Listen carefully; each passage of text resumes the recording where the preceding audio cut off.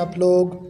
आज हम देखने वाले हैं सेकेंड क्लास की मैरीगोल्ड टेक्स्ट बुक में से 5th यूनिट की पोएम ज़ू मैनर्स। अगर आप इस चैनल पर नए हैं तो चैनल को सब्सक्राइब करें और बेल आइकन को दबाएं ताकि आपको वीडियोस का नोटिफिकेशन मिलता रहे। चलिए फिर शुरू करते हैं रीडिंग से। Be careful what you say or do when you visit the animals at the zoo. Don't make fun of the camel's hump. He is very proud of his noble bump. Don't laugh too much at the chimpanzee. He thinks he is as wise as you or me. And the penguins strutting around the lake can understand remarks you make. Treat them as well as they do you, and you will always be welcome at the zoo. चलिए फिर अभी देखते हैं explanation. तो बच्चों, इस poem में poet हमें ये बताते हैं कि जब हम किसी ज़ू में जानवरों को देखने के लिए जाते हैं तो हमें हमारा बर्ताव कैसा रखना चाहिए। हमें कुछ शिष्टाचार का पालन करना होता है। मैनर्स कहते हैं शिष्टाचार को। और ज़ू की यहाँ किसे कहते हैं? जहाँ पर ढेर सारे जानवर रखे जाते हैं उसे ज़ू कहा जाता है। तो जब आप किसी ज़ू में जाएंगे तो बी केयरफुल व्हाट यू से और डू। केयरफुल का मतलब होता है ध्यान रखना या सावधान रहना। जब आप ज़ू देखने जाते हैं तो आपको इस बात का ध्यान रखना होगा कि आप क्या कहते हो या आप क्या कर रहे हो। When you visit the animals at the zoo, जब जानवरों को देखने के लिए जाओगे तो Don't make fun of the camel's hump.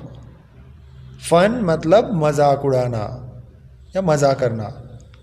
Camels ऊंट, और हम्प किसे कहते हैं? कैमल की पीठ के ऊपर जो उभरा हुआ भाग होता है उसे हम्प कहा जाता है। डोंट मेक फन, तो कैमल का मजाक नहीं उड़ाना है। किसका मजाक नहीं उड़ाना है? जो कैमल की हम्प होती है उसका मजाक नहीं उड़ाना। He is very proud.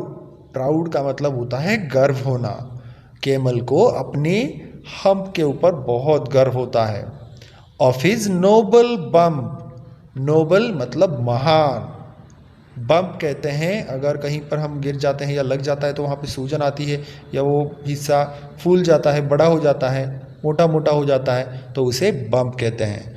तो कैमल की जो पीठ है वो उसे बहुत अच्छी लगती है और वो उसका बहुत गर्व करता है। Don't laugh too much at the chimpanzee. He thinks he is as wise as you or me. Chimpanzee को देखकर मत हंसो। बहुत ज़ोर से नहीं हंसना है क्योंकि वह सोचता है, he thinks मतलब चिंपैंजी सोचता है कि वो भी आपके जितना ही होशियार है, समझदार है। वाइज का मतलब होता है होशियार या बुद्धिमान।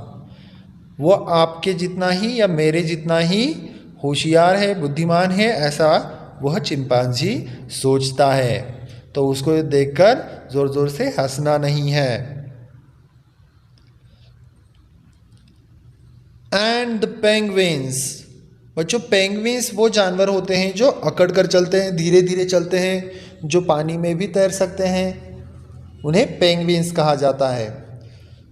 And penguins strutting around the lake. Strutting मतलब अकड़ कर चलना। अराउंड मतलब चारों तरफ, सभी तरफ।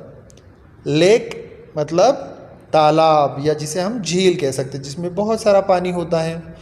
और पेंगुइन्स क्या करते हैं? Penguins strutting around the lake. Penguins झील के चारों तरफ चलते रहते हैं, अकड़ कर चलते हैं। Can understand remarks you make.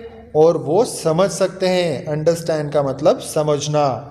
क्या समझते हैं वो? रिमार्क्स यू मेक, कि आप उनके बारे में जो भी बातें कहते हो वो सारी बातें समझते हैं। रिमार्क मतलब किसी के बारे में कोई टिप्पणी देना या कोई बात कहना। Treat them as well as they do you and you will always be welcome at the जू।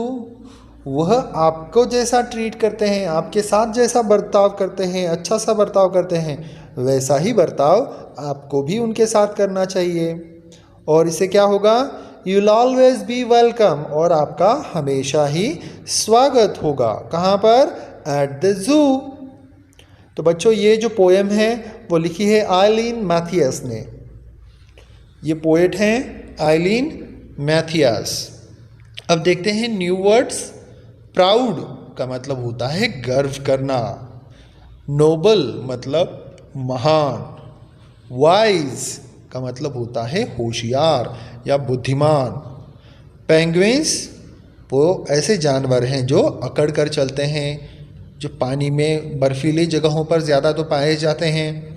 स्ट्रटिंग का मतलब होता है अकड़ कर चलना। रिमार्क्स मतलब किसी चीज़ के बारे में कोई बात कहना, उसे रिमार्क्स कहते हैं। ठीक है बच्चों, अगर आपको ये वीडियो अच्छा लगा हो तो चैनल को सब्सक्राइब करें और वीडियो को लाइक करें और बेल आइकन को दबाना ना भूलें।